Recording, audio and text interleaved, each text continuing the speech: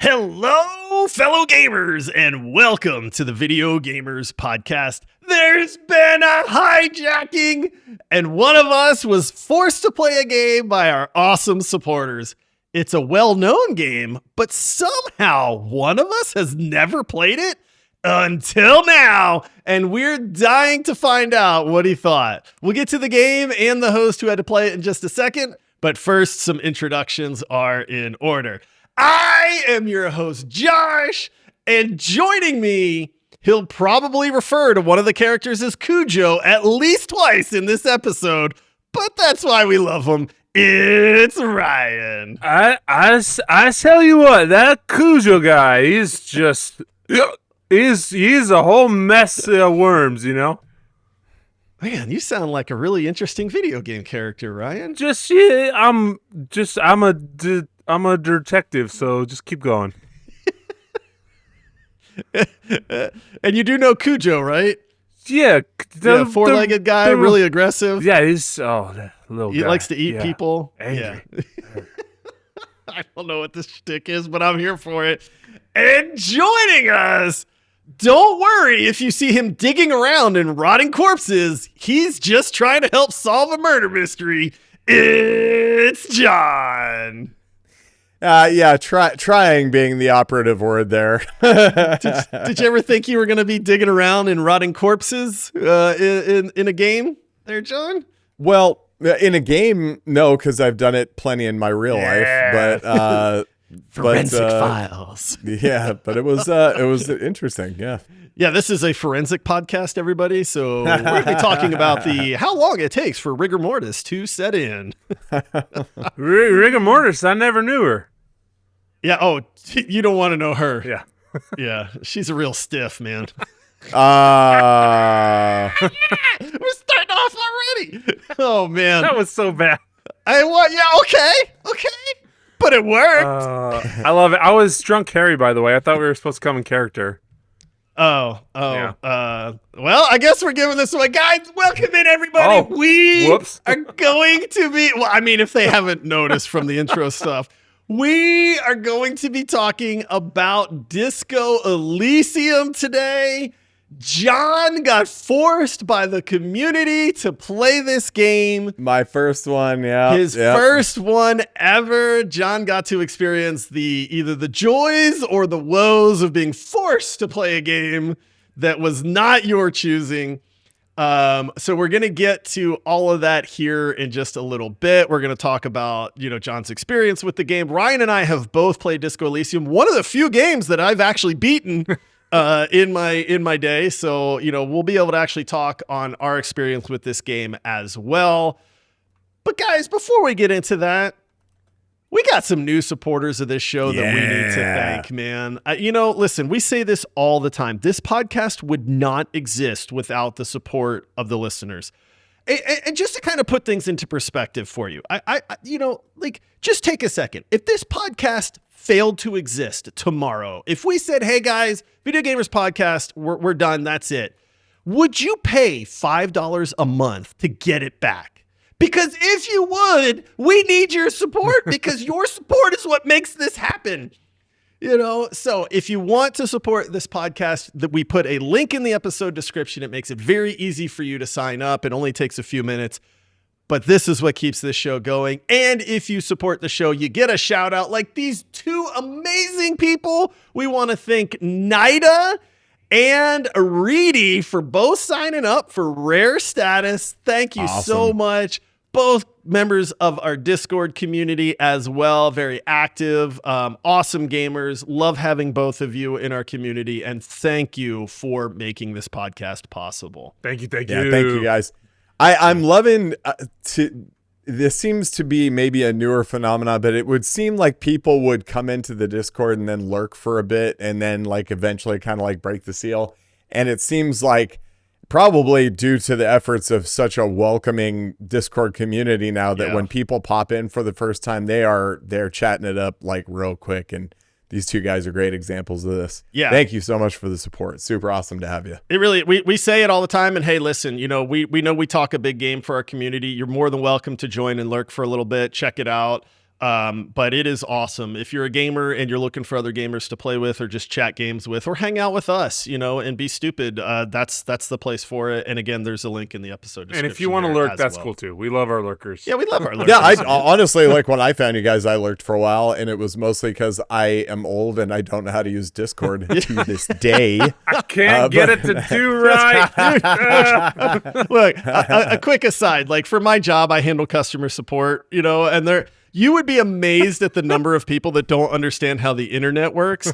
And I get emails all the time from people that are like, I don't know how to do this. And I am just like, my mind is blown where I'm like, I don't know that I can teach you how to internet, I'll try because that's my job. But at the same time, like, if you don't know what a browser is, like, we have a long way to go to be able to help you out. You may need to go back a grade or two here. Yeah. Oh man. So sometimes I just shake my head and I say, man, if you think that everybody out there understands the internet and technology, believe me when I say that is not the case. All right, guys, let's get into this. Number one. John, you got selected, man. The community said, hey, it's time to hijack a host. We do this every month. This is one of the perks for our epic and legendary supporters. So if you have ever wanted to pick a game for one of us to play, that is how you do it. You sign up. You're an epic or a legendary supporter. You get a vote in the game. You get a vote for the host. It's all very organized. Shout out to Jigglepuf and Jake for kind of organizing all this stuff as well and making it very easy and seamless. But John, the people picked you.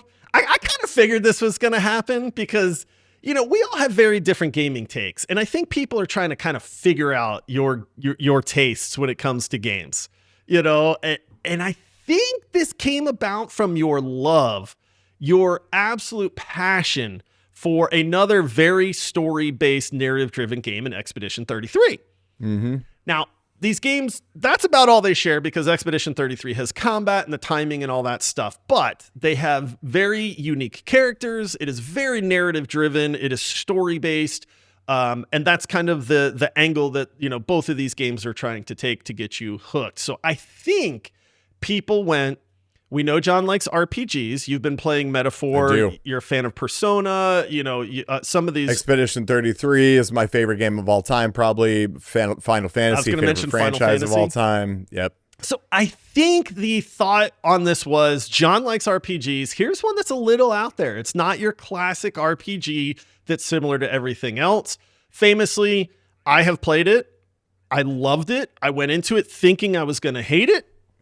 We can talk about that a little bit later. And then Ryan has played it. Ryan, the masochist that he is, Ryan, you played it before the voiceover came out. Oh, I just like pain and misery.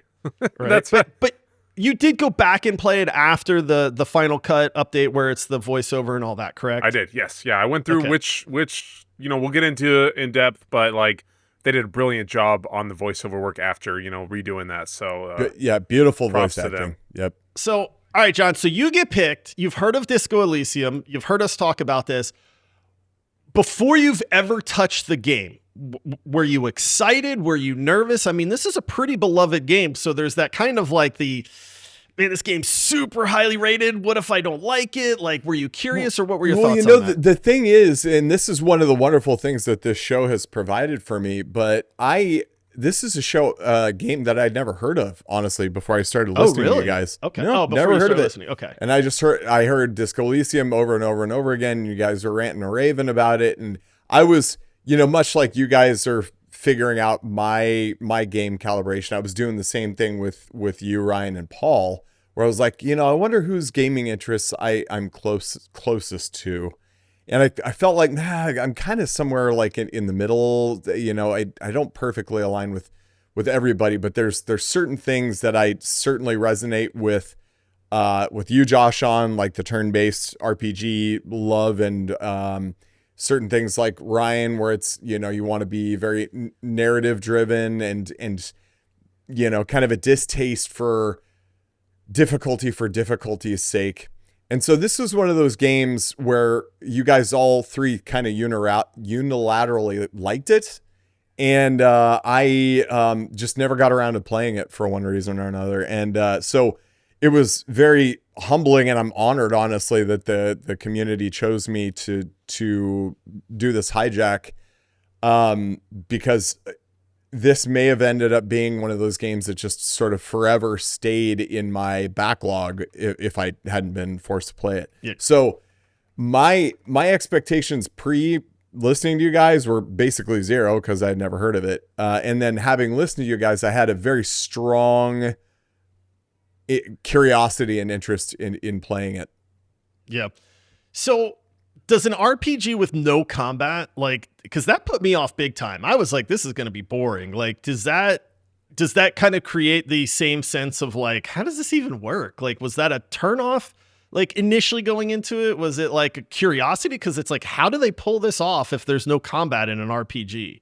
Well, that by itself wasn't really a factor for me. We were talking about this a little bit on the pre-show, which, by the way, if anybody is considering signing up for Patreon, one of the perks that you get is you get to sort of listen to the preamble as we prep for the recordings and stuff. Josh and I presumably everybody listening to this is a big Christopher Nolan fan. He's one of our generation's best directors. But we were talking about some of his movies, and one of my favorite movies of his is Memento, one of his first movies. And Memento is a movie that is very, very narrative heavy, very dialogue heavy, very circuitous. It is a storyline that weaves all over the place. And there's very, very little violence and combat in that movie. And so you really have to get and be a type of person who can be invested in characters.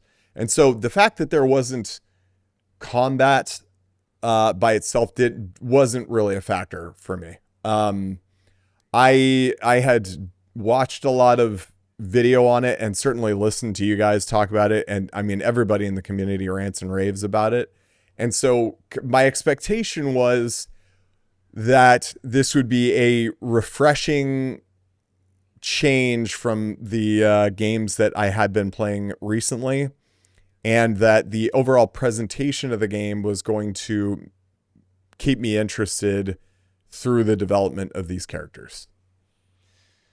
So you get picked for this, you pick it up. I want to talk about the very first impression, because I always think that's kind of neat for a game is like, you started off, so many games are either they blow you away or they hit you with a ton of cutscenes and story at the beginning to where you're like, okay, I have to be in the right frame of mind to watch an hour worth of cutscenes. Death Stranding, looking at you.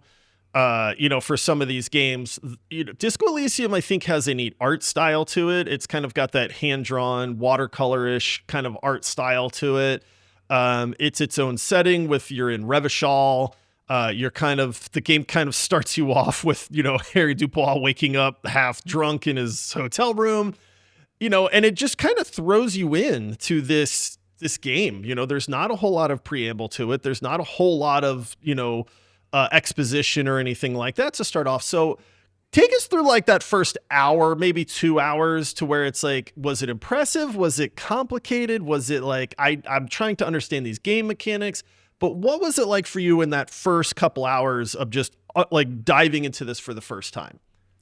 So my very first impression was that I liked the art style. It is unique, and I'm a sucker for that. I love indie primarily for that. You get to see unique interpretations of what a world might look like, and this certainly checked that box.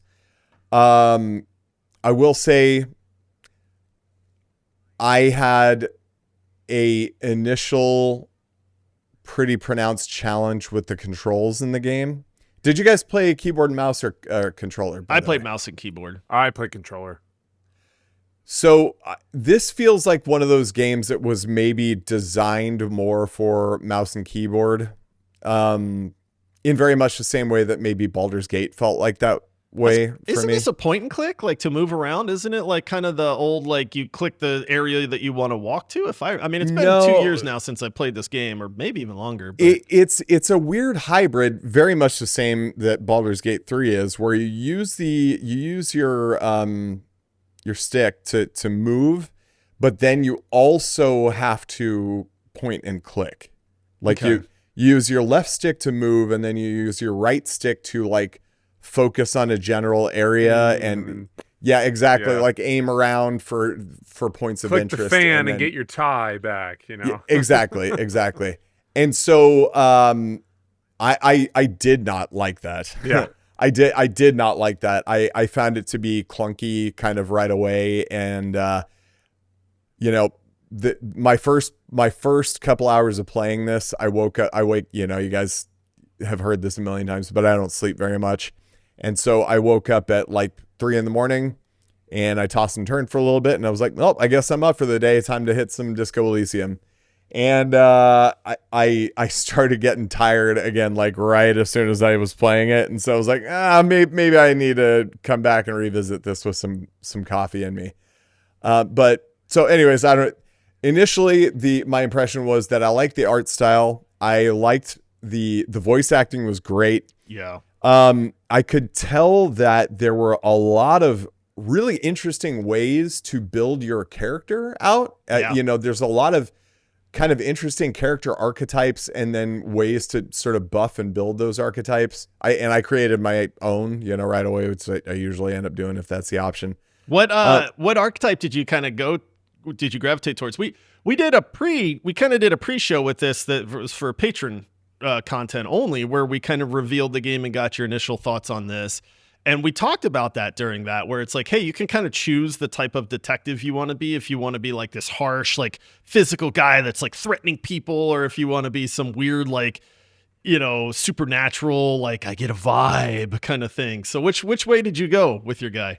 I ended up, most of the time when I'm playing an RPG, where my brain goes is I go like, John, what would you be doing in this world? And so I go like, okay, well, what are your strengths? And I go like, you know, this is vanity speaking, but I go logic and physical attributes. And so like I was buffing my character towards logic and physicality. Okay. I did the opposite. I went very, very supernatural to almost like a very extreme degree on that. So opposite of your real life, like just yeah, opposite exactly. of physical and intelligence. You know, that's all we need. I do like, and I think that's the first glimpse. We can't really spend forever breaking down what Disco Elysium is. I mean, let's be honest, this game's been out for a long time now.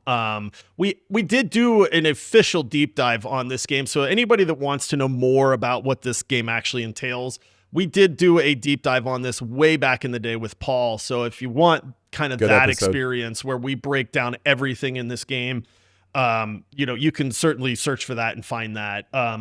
But I kind of wanted to focus a little bit more on John's experience with this, since he did get forced into playing this. But I will say this, one of the cool parts about this game is, and where you get a glimpse into like this, how is this an RPG, is you have these skills and these stats that you can unlock and put points into. And this is how you build your character. And you say, hey, this is the type of guy, the type of detective that I want my Harry Dubois to be.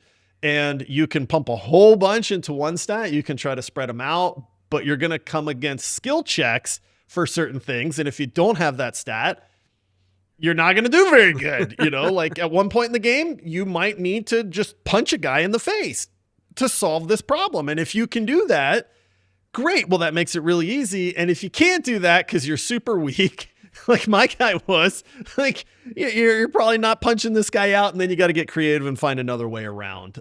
So I really do like how they introduced the RPG elements on this. I'll tell you what, I kind of want to spill the beans on your take on this, John, because we've been teasing this long enough, and I'm very curious to find out myself. We're going to take a quick break, and then we'll come back with what you thought about Good this, and we'll dig into cliffhanger. the game a little bit more. So we'll be right back. All right, we're back. We're talking Disco Elysium with John. John got forced to play it. All right, John, enough beating around the bush. I mean, people know what this game is. If they don't know what this game is, you know, like I said, just come to our Discord. We'll tell you, or you can watch a video on it. I'm just going to start off by saying, you know, this game is beloved. We have talked about this. You know, this is the challenge. This is the risk. I looked up the Steam rating on this game. It's a 93% on Steam, with over 100,000 reviews on this game. And I'll tell you this game got review bombed. So it got review bombed because of some fallout with the studio and the developers and the intellectual property for this and all that.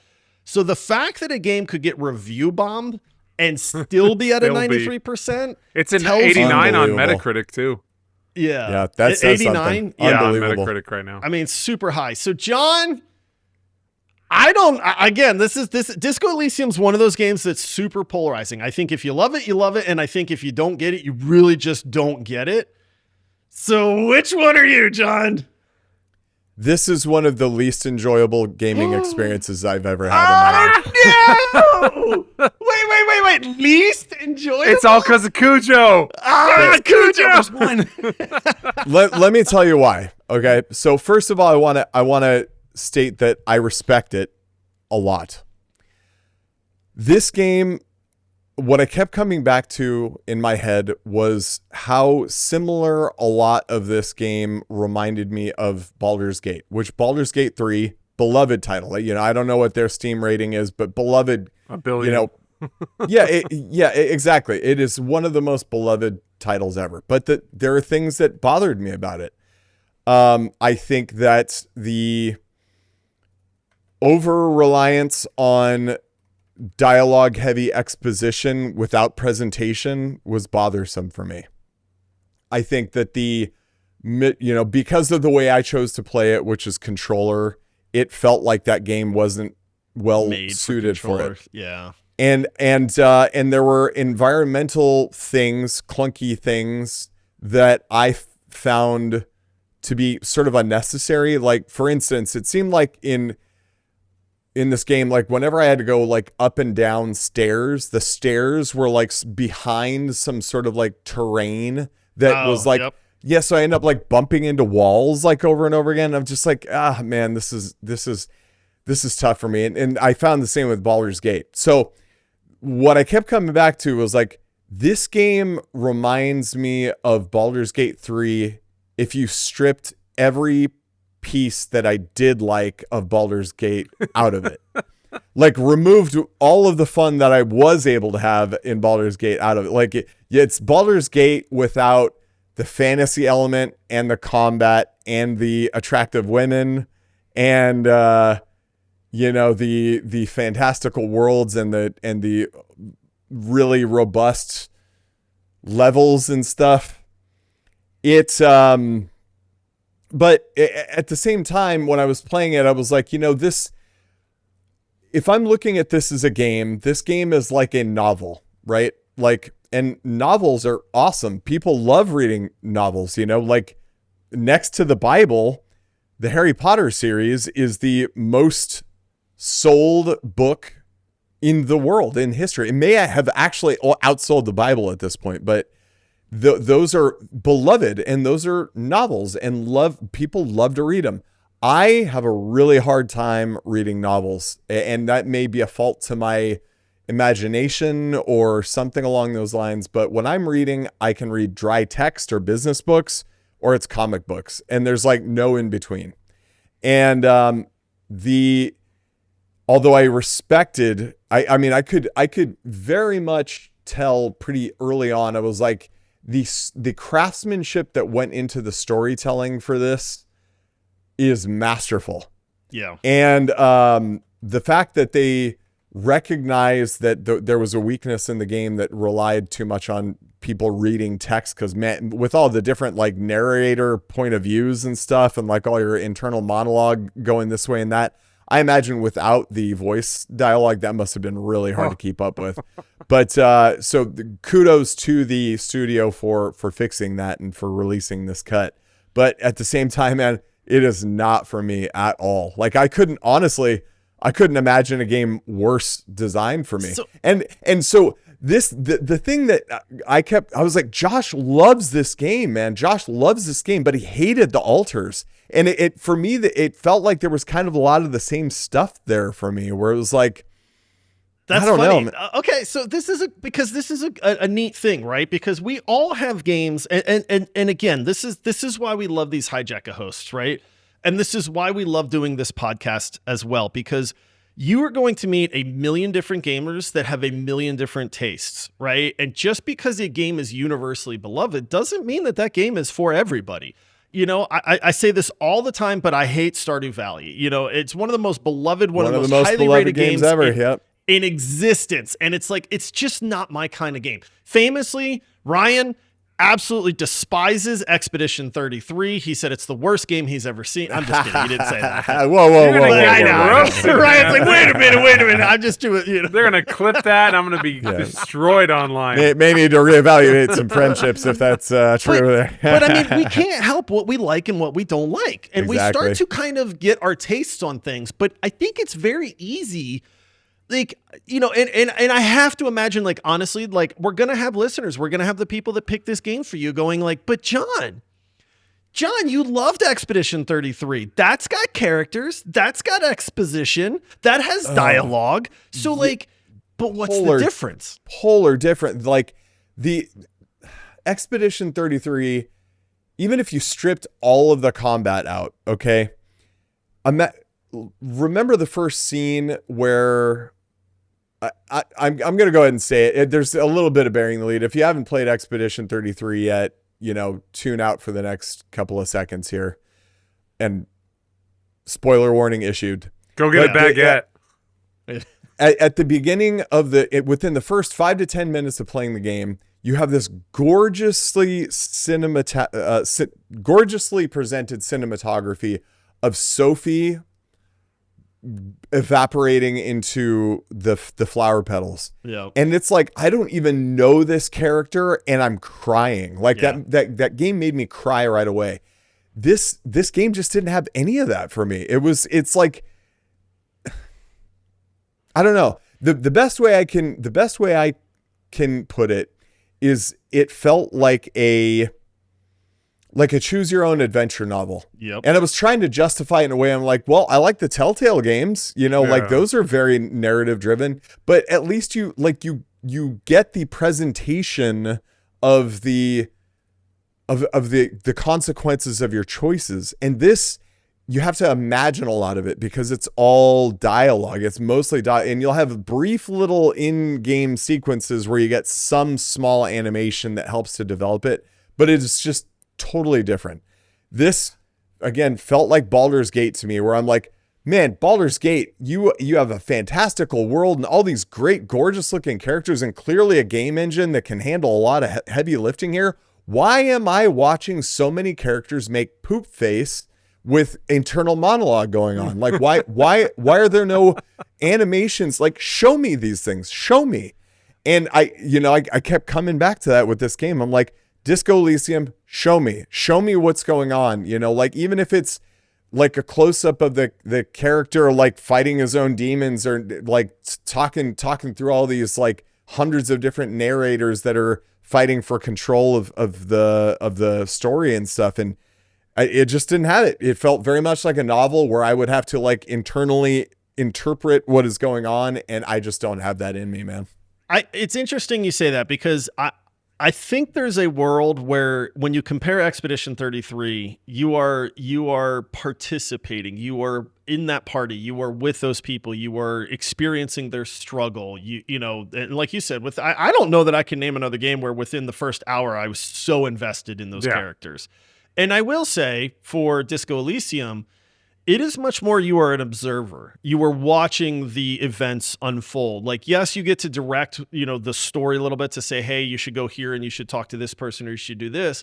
But it is much more of a passive, okay, I decided what should happen next. Now I sit back and I watch what the results were, or if there were results, whether they're favorable, whether they're unfavorable, maybe I need to try a different route. But I have to wonder if that's like the difference there, you know, you are an active participant versus a passive watcher in how the game is unfolding. You know what, Josh, that is a really interesting point. And I actually agree with you, but I would flip the perspectives.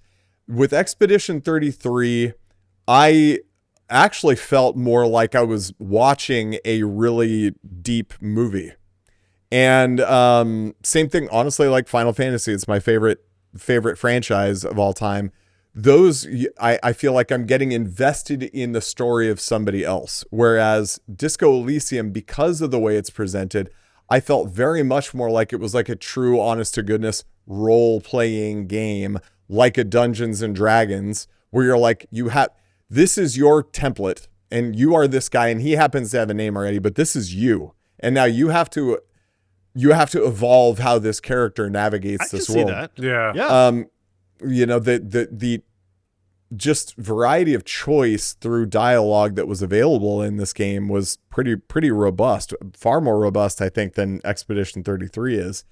And so I think if you were to type me, I think probably I would be the type of guy who favors the, you know, I want to play a movie and have some choice, obviously, but I want to play a movie. Honestly, man, my experience with Indiana Jones is another example of that. It played. You loved that. I loved it. It's really good. It's like really top 3 games I've played this year for sure.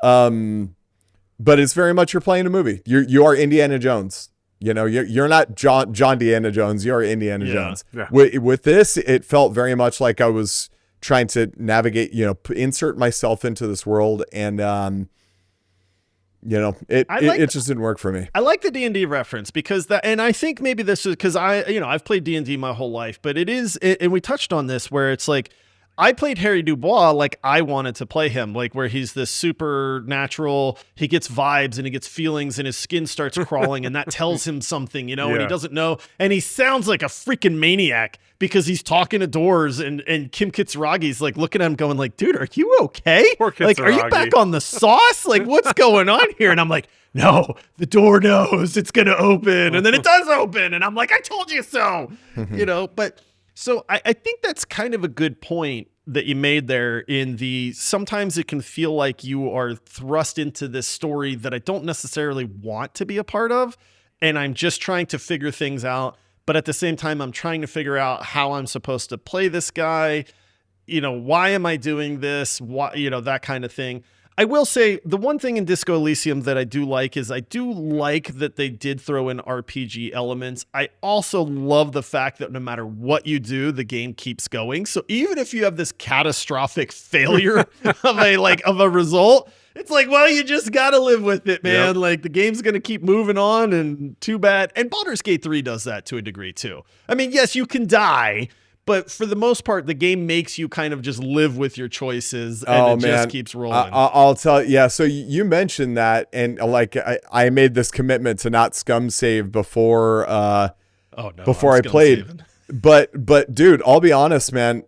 I had the exact opposite experience. I kept dying because the stupid morale, whatever it was, ethic. I can't remember what it is, but you've got like a physical health and then like a morality type health. And I kept dying. There was this one scene where you're talking to the like the labor boss or like the union boss, and I had almost no morality health going into it. And there is a part of the dialogue where you must take damage. You cannot. There's no. I went through every iteration of this dialogue tree you could before recognizing there was no way I could get through it without dying. Yeah. And so I died a bunch, and I was like, man, I hate this. I hate this. And then it turns out that there was drugs elsewhere in the game that I had turned down before because I was concerned that if I took the drugs, it was going to kill me. That I went back and took, and I'm like, oh, okay, now I got to go back. And now I still take the mandatory damage, but I will have enough health to get me through that mandatory damage. And again, for me, man, it was just not pleasurable. We at the Video Gamers Podcast only condone video game drugs. Yes. Clearly, yeah. Give me Schedule the jet. one. Give me the what's the jet in Cyberpunk? Or what? Oh, I forget what it is. Yeah. Yeah. So, I mean, that is a part of this game as well. As again, you can play Harry Dubois a number of ways. I was bound and determined to be the clean and sober. I'm turning my life around, Harry Dubois. That was just a maniac with how he talked to inanimate objects and stuff like that. So.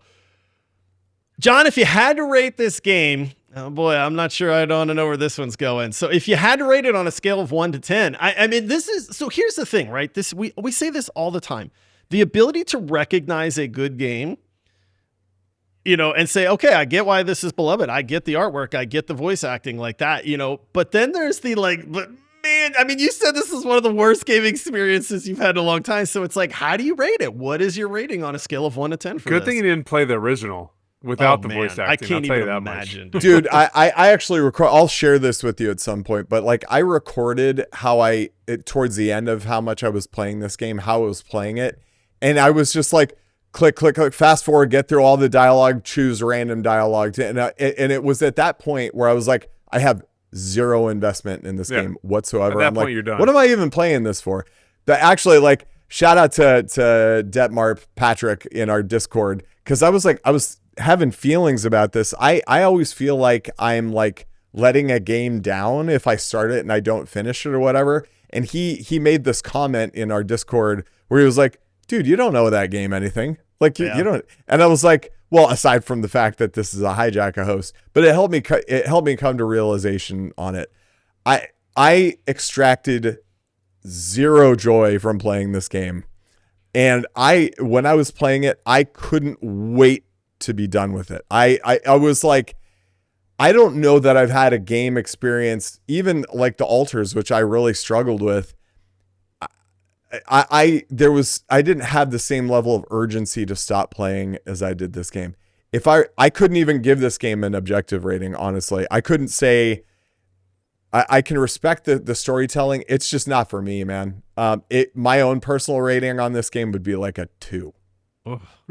Like it was just short of being a physically painful experience. Oh, that's Disco. That's what's the space game, man? The really, really boring one. I had it and then I said Disco Elysium and then I lost it.